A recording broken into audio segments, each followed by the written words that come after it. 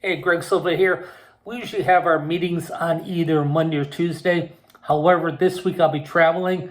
I went up to North Carolina on Thursday, stayed there through Monday. Monday's a travel day. We're stopping halfway in South Carolina to meet up with some family. So I won't get home until really, really late Tuesday. So instead of rescheduling all my meetings and doubling up on Wednesday and Thursday, this week we're going to be doing our meeting through this video. I want to cover a few things. We're going to talk about stats. We're going to talk about staff training. We're going to be talking about renewals for next month. We're going to talk about summer scheduling, things like that. So I've got quite a few things, probably be 20, 25 minutes, maybe a half hour. I'm not quite sure. But after you get this, if you have any questions, I'm going to be traveling, but I will keep my phone on me. If you send me any questions, I'll respond to you as soon as possible. First thing, we're going to check in. When we check in, we're just looking at your numbers. So we're looking to see how many appointments you made so far, how many people showed up into the trial class, how many people did enrollments. Having good, solid stats is really important. Now, sometimes when I look at sheets, it doesn't make sense to me. You have so many people come in and are leads. And then you have the next number is how many people made appointments. It's how many people showed up and then how many people signed up. Now, you would think that each month or each week you will have a lot of leads. A portion of those leads make appointments. Not everyone shows up and not everyone signs up. But I don't always see that. Sometimes I see stats where we have 12 enrollments and we only had 5 trial classes. That doesn't make sense. For us to learn anything about the numbers or anything from the numbers, they have to be accurate. So I don't really know your system, how you're going to do this. If you just look at Rainmaker or Spark, or you just hold them on paper and then transfer them to a computer.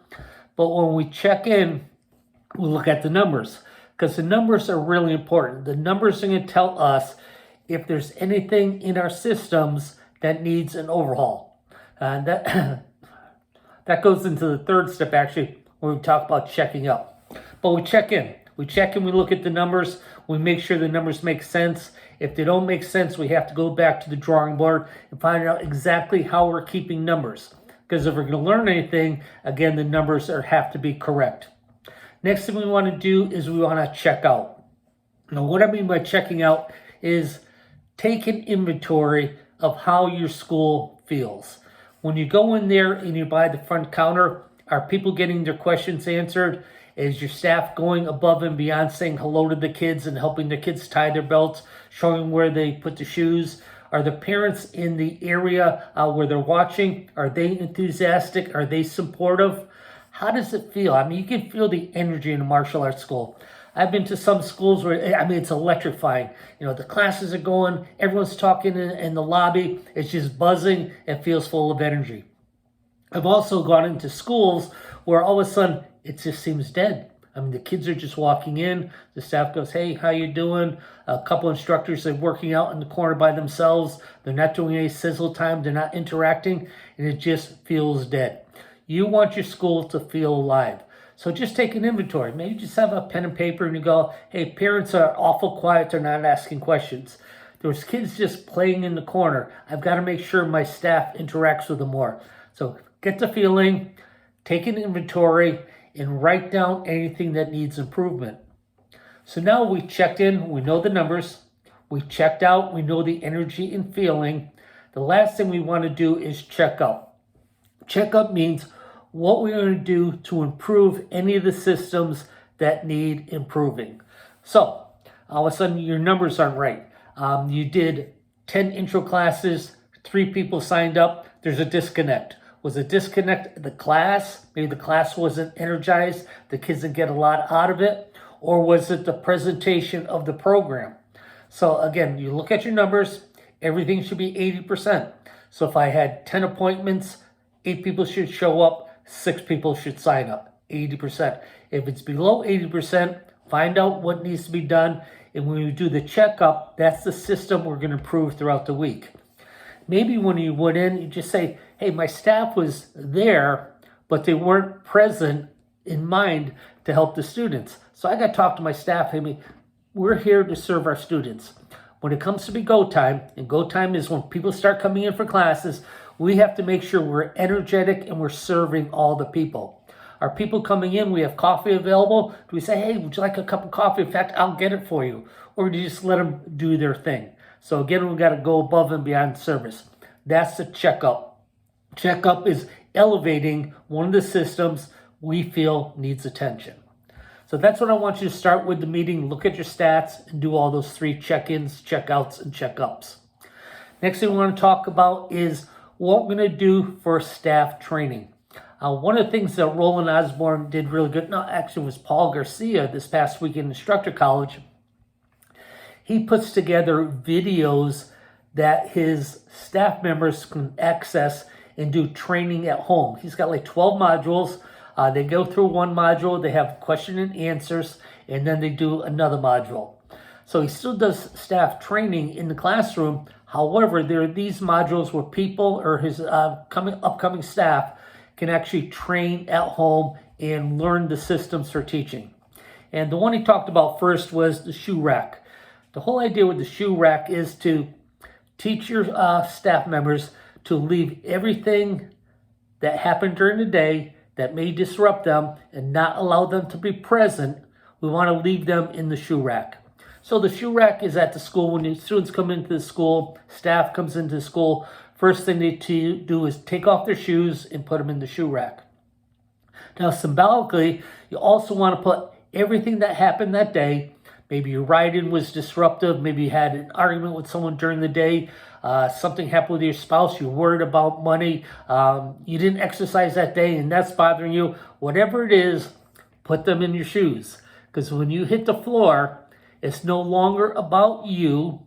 It's all about the students you serve. It's all about the kids on the mat. You want to be present in mind so you're not thinking about anything else. So you give 100% attention to your students. That's the shoe rack theory. Next thing we want to talk about is this would be like a second module, or this could be a second class, and we're going to talk about state management. Now, in state management, you probably do this yourself. It's actually, I think, first introduced by Tony Robbins. State management is to control your mental state by alternating your physical state. In other words, if I was going to sit straighter, breathe deeper, shoulders back, head up, I'm going to feel a lot better mentally. I'm going to feel stronger mentally because I changed the state of my body to be energized. I'm going to feel more energized. It's like if you're saying, I want you to sit like you're totally depressed. People would probably slouch down, shoulders come in, and they depress their bodies. So they have a depressed state of mind. So our staff and everyone who works on our team has to know that they can change their state. They can be totally energized by changing their physical state. And it's the same thing with students. Hey, instructors, when you come in and you ask everyone to line up, I want them to line up and I want them to stand strong. I don't know how to have your hands, if your hands to the side, your hands out front, whatever position is, that should be a power move. Shoulders should be up, head should be up. Everyone should be breathing deeply. Get them in a state so now they're energized. It's very difficult teaching students in class when they lack energy and they're just kind of being compliant. Compliance isn't good enough. Compliance is like, I say stand up, students stand up. That's no big deal. I want them in a state of energy so when I stand up, they jump up, hands to the side, they're energized, good loud, yes sir. That's the state I want them in. So to get them into that mental state, I first have to get them in a physical state where they're very, very strong. So that's all called state management. And it's very important. Anytime we do something, if you have someone come into a ready stance and they drop back to a ready stance, they're going to be powerful. They're going to be strong. Their shoulders are up. Their voice is loud. They have to have that physical state if you want to get in that mental state. We don't want people just compliant. We want people energizing, giving us 110%, the best they possibly can give. And the way we do that is through state management. Here's another tip for instructors. Walking lines. Walking lines means that if you're an assistant, you're a SWAT member, you're on Delta, whatever you call that, storm team, these are your assistants, that they aren't just standing by the wall, hands crossed, They're not standing there with the arms behind the back. We call that prison guard positions. They don't look like a prison guard. What they want to do is they have to be an instructor walking lines. Now, walking lines means you're walking kind of the perimeter of the class. If I had two instructors, he's walking this side, back and forth. This one's coming this side and this side. And they have their eyes looking at the students. Now, if they notice a student has maybe the wrong leg back, they're going to go in there. They're going to make that correction. They're going to give them a high 5 or a high 10, whatever you do for acknowledgement. And then they're going back and they're walking the lines. By walking on the lines, they have close proximity to each student. When they have close proximity, it seems like they're getting private attention in a group class. And that's exactly what we want. We want parents watching class to know that all the students are getting the equal amount of attention. The instructors, the assistants, they're moving around the floor, walking lines. They're walking lines and maybe giving a student a thumb up, maybe a pat on the back. Just look at them, go, you got this. Hey, great job. Some type of positive, you're being a good finder, some positive feedback. But that's what walking lines is all about. It's being in close proximity. It's make sure that you have a critical eye. So you're looking down these lines, make sure everyone's doing it correctly. If someone needs some motivation, someone needs some extra help, now the assistant goes in and does that and goes right back to what they were doing as far as walking lines. When assistants are walking lines, they're not teachers. Who's ever leading the class, that's the main instructor. They're walking lines to make sure everyone's doing things correctly. I think the worst thing possible is when you have 30 students in class, you got 4 or 5 people walking lines, and someone's still doing the wrong thing. They're supposed to be doing a front kick, and this kid's doing a roundhouse kick. They're supposed to be doing a right punch, and this kid's doing a left punch. We want to make sure that you have a critical eye, things are noticed, you go in there, you make the correction, give the student a thumb up, give them a pat on the back, and keep the class going.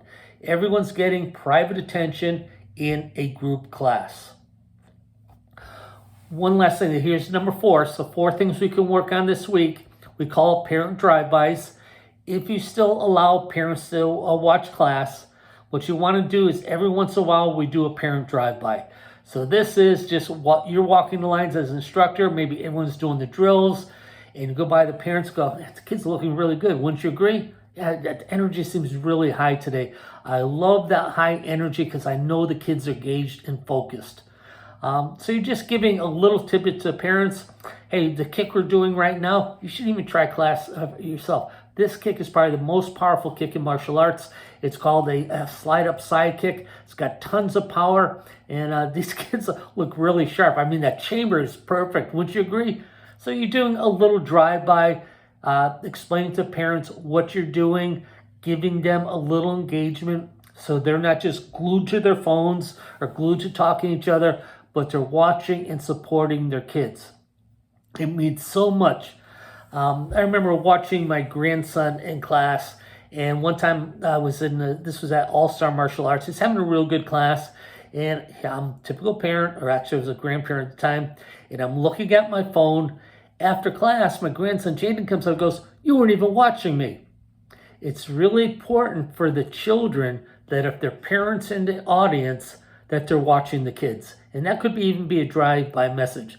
Hey, parents, I know you really like looking at your phones, but your kids really need your support. So we're going to do something. I'm going to have the parents cheer. So can you guys cheer, clap, and be real supportive of these kids? So that's just a little drive-by message that you're engaging with the parents and telling them or showing them the importance of watching and supporting their kids and not just playing games on their phone. Next thing, let's get down to business. This is the middle of April. In May, we're going to have some renewals. You're going to have some upgrades. So right now, you want to run a list on your software, whatever you're using, for people that can expire. I would even go all the way out to the end of June. From now to the end of June, who's ever expiring, make one list. Then any type of upgrade opportunities. So if you have kids that are going to be getting their yellow belt soon, or they've got to yellow belt and they didn't upgrade yet to the next program, those are people that you're going to target for meetings in the beginning of May. So always the 15th of the month or close to 15th of the month, you're making your list of people that need to be upgraded or needed to be renewed. Take that list, mark that list, A, B, C, or D. When I say A, I mean, you got an enthusiastic student. You've known this parent forever. It's a matter of just going, hey, Mr. Smith, your son's up for renewal. Can we just step in the office and do the paperwork? I mean, they're that easy. If this student is really excited, it's not about, if he's going to sign up. Of course he's going to sign up. He's in class all the time. He loves the program. Just be straight up with the parent. Hey, it's time to do this renewal. So a lot of them are going to go really, really quick. Don't overthink those. Now, there's probably some people that should be upgraded a couple months ago, but they haven't done it yet. So that's just a conversation. Ask the parent to come in the office. Say, Mr. Smith, I'm just a little confused. Your son David's been taking class. He got his yellow belt 2 months ago, and he hasn't upgraded into our leadership program. And I know you know the importance of leadership and all the things we do. I was just wondering, why he's not doing it right away. Now, the parent might just say, hey, if he does really good in school in this last quarter, I'm going to put him in the upgrade program. Okay. But at least you'll find out exactly what it's going to take. Parent goes, hey, I've been meaning to do that ever since he's got his yellow belt. Just one thing led to another. Well, let's do it today. So that's another opportunity. Now, you may have some people that go, wow, this guy's up, but, he hasn't even been here for the last week. And the weekend before that, I think he missed one. Well, it takes more than just talking to them about upgrading. You have to talk to them about resetting goals. Find out if they need some private classes, if they need some private attention, whatever. But, that needs a little preparation. So start with the people that are on the A list. Get them done right at the beginning of May. Next, you're going on to people just maybe a little bit questionable. And then now you have 2 or 3 weeks to work on those C students before you make an appointment, bring them to the office, and reset their goals. But again, we always want to have a list ahead of time. We want to make sure everyone's accounted for, and we want to make sure we make appointments early in the month. You want them early because it has to be done during that month. But at the same time, you want to make sure, if just in case you had to come back for a second visit or just a third visit with the parents or they cancel classes, that we start early in the month so we make sure everyone gets done at least by the 20th of May. Anyone who needs upgrading or renewing gets done by the 20th of May. School's getting close to be letting out. One of the things I think is really important is a school's out buddy bash. So this is the time that the kids are school's over, they're coming in, they're bringing in their buddies, and you're having some type of buddy bash. This could be dodgeball, whatever you want to do. This is one event I don't usually charge for because I don't want any excuses. I want everyone there. Most of your students, their best friends now are other karate students in your school. We want to make sure, as a reminder, they see how much fun they're having with those friends. That's all about the connection. That connection between student with other students. We know that if that connection is really strong, retention is really strong. It's progress first, but then it's connection. I was talking to my daughter a couple weeks ago, and I showed her an old video of our karate school back in the 90s, and she goes, that was the best time. When we did those events, we did sleepovers. That was so much fun because all our friends were there. That's how we want to start. And this summer, kids get out of school, you're starting summer, you have one party. It's just a reminder that, hey, don't quit martial arts this summer. You may be going on vacation and things like that, but don't take time off because your best friends are here. And you want to keep that connection with your best friends throughout the summertime.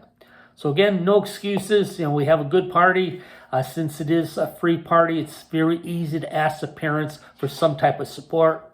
Ask parents if anyone wants to bring in some water, if anyone wants to provide pizza or bring in cupcakes or anything like that. So no charge, but you always get some parent volunteers that just want to go above and beyond, paper goods and things like that. So great event.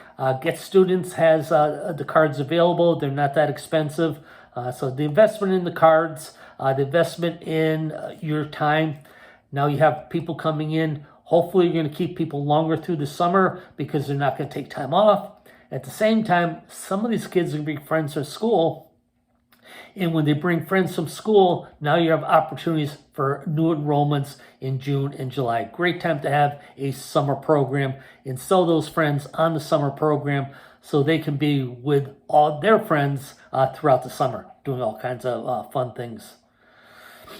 So we're checking in, we're checking out, we check up. That's your work to make sure that you understand your numbers, you're seeing flaws in your numbers, and you're taking action. It's checking out, seeing how the school feels. If it doesn't feel right or something's just out of order, now you want to check up. That's your to-do list to making sure your school is always a first-class school or world-class school. Then we talked about the teaching areas that need attention. If you want to do those as videos and share with your staff, or if you just want to do them as live classes over the rest of the month, that'd be a great idea. Next thing we're doing is we want to make sure that we're setting up targets for upgrades and possibilities to do renewals. Last thing is, this is a great time to do an open house. An open house where you're taking a Saturday and you're doing free trial classes throughout the day. Maybe you're doing demonstrations throughout the day. All your students have an opportunity to bring their friends and experience the class. You're doing some marketing, saying, we're a family martial arts school and we're doing trial classes for families. We have this time, this time, and this time. Ricky Stafford over in England, he's doing a re-grand opening of one of his schools. And during that day, he's going to be doing trial classes. He's been running ads like that for almost 4 weeks. As the event comes up, he's got 60 people pre-registered for free trial classes. I mean, this is going to be a huge day for Mass Intro. And I know Ricky, I know the type of classes he produces, and I know how he does selling without selling, giving people like just a very easy opportunity to get enrolled, but not a lot of pressure. He's probably going to sign up, I know him, 50 of those 60 students. One of the things that I suggested is usually on an open house that you have, you want to do some type of raffle. It's just kind of fun. This is a way to get your neighborhood businesses to support you. So if you have a Domino's Pizza, you go to Domino's Pizza and say, hey, we're going to have an open house. I've got like 300 students or 150 students.